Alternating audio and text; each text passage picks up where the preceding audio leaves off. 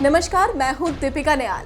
चुनावी सफर में आज बात होगी बिहार की लोकसभा सीट पाटलिपुत्र की, जहां से इस वक्त भाजपा के दिग्गज नेता रामकृपाल यादव सांसद हैं, जिन्होंने साल 2014 के चुनाव में यहां पर राजद की तेज तर्रार नेता और लालू यादव की बेटी मीसा भारती को हराया था।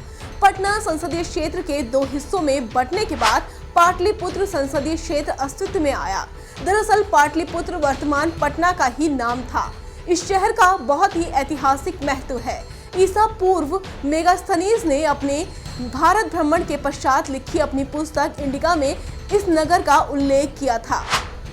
धार्मिक सांस्कृतिक विरासत को समेटे पाटलिपुत्र लोकसभा क्षेत्र के तहत 6 विधानसभा क्षेत्र आते हैं, जिनका नाम है दानापुर, मनेर, फुलवारी, मसौड़ी, पीलीगंज और विक्रम।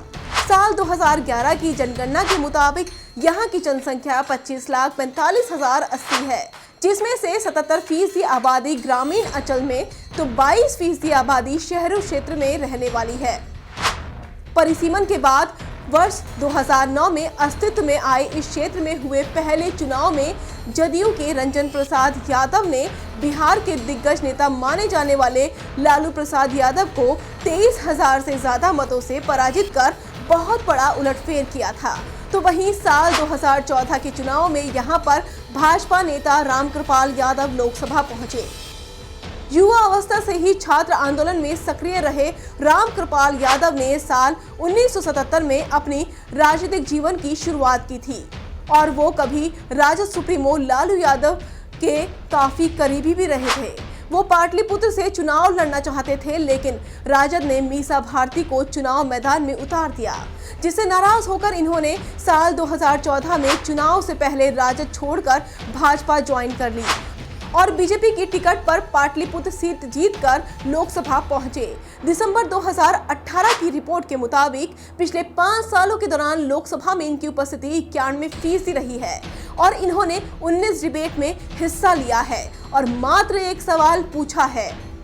साल 2014 के चुनाव में इस सीट पर नंबर 2 पर राजद, नंबर 3 पर जेडीयू और नंबर 4 पर सीपीआई थी। 2014 लोकसभा चुनाव में रामकृपाल यादव को 3,83,262 वोट मिले थे और मीसा भारती को 3,42,940 वोट मिले थे।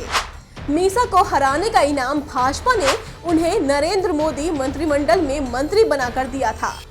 उस साल यहां पर वोटरों की संख्या 17,36,074 थी, जिसमें से मात्र 9,78,649 लोगों ने अपने मतों का प्रयोग किया था, जिसमें से पुरुषों की संख्या 5,53,915 थी और महिलाओं की संख्या 4,24,734 थी।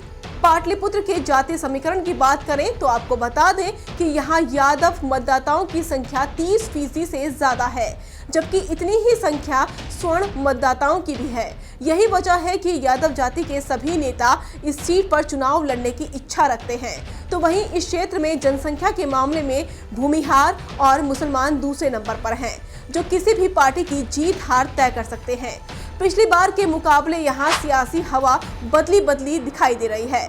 भाजपा जेडीयू के साथ है, वहीं राजद की पूरी कोशिश यादव वोटों को अपनी ओर करने की होगी। लेकिन इन सियासी समीकरणों के बीच क्या होगा, जनता का फैसला। इसे जानने के लिए हमें चुनावी नतीजों का इंतजार करना होगा।